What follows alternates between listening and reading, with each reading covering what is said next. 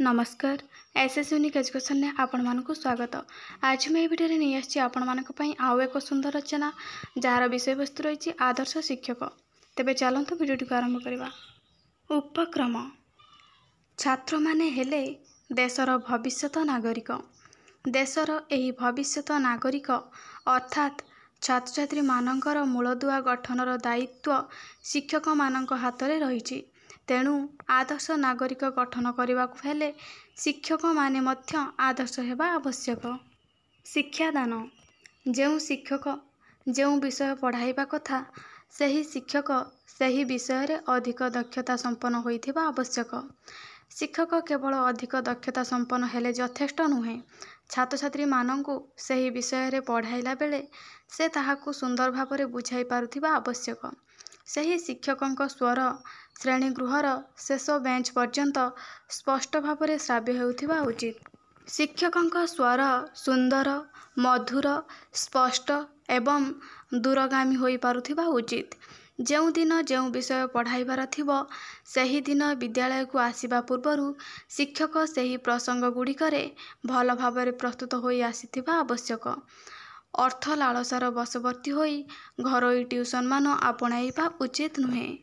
पढ़िबारे आग्रह आदर्श शिक्षक विभिन्न ज्ञानगर्भक पुस्तक मान पढ़िबारे विशेष आग्रही हुअंती।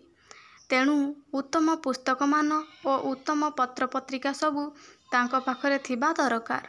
विद्यालय और पाठागार सहित तांकर निगूढ़ संपर्क थाए। विज्ञान शिक्षक होइथिले परीक्षालय सहित मध्य तांकर निगूढ़ संपर्क रही थाए। श्रेणी गृह रे आदर्श शिक्षक विद्यालय को यथा समय रे आसंती। पाठ निर्घंट समय रे से श्रेणी गृह रे यथा समय रे प्रवेश करती एवं शिक्षादान करी यथा समय रे श्रेणी गृह फेरी आसंती। श्रेणी मध्य सबु छात्र छात्री मानक प्रति समान दृष्टि दियंती। समस्तक उत्तर खाता को समान निष्ठारे संशोधन करती। परीक्षा खाता गुड़िकरे नंबर देला बेले काहारी प्रति पक्षपात करती नहीं।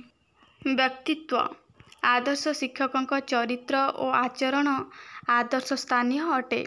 आदर्श शिक्षक हेउछंती सेवा और त्यागर जीवंत प्रतिमूर्ति। फलरे तांकठारे महान व्यक्तित्व जागी उठी थाए एवं ताहा द्वारा समस्ते विशेष भाव में प्रभावित हुअंती। से परिश्रमी और कर्तव्य परायण अटंती। शिक्षक हिसाब रे निजर अभिज्ञता को से प्रत्येक दिन लिपिबद्ध करती एवं निजर दैनिक पंजी मध्य लेखंती। शेष कथा जड़े आदर्श शिक्षक देश जाति और समाजर महान संपद अटंती।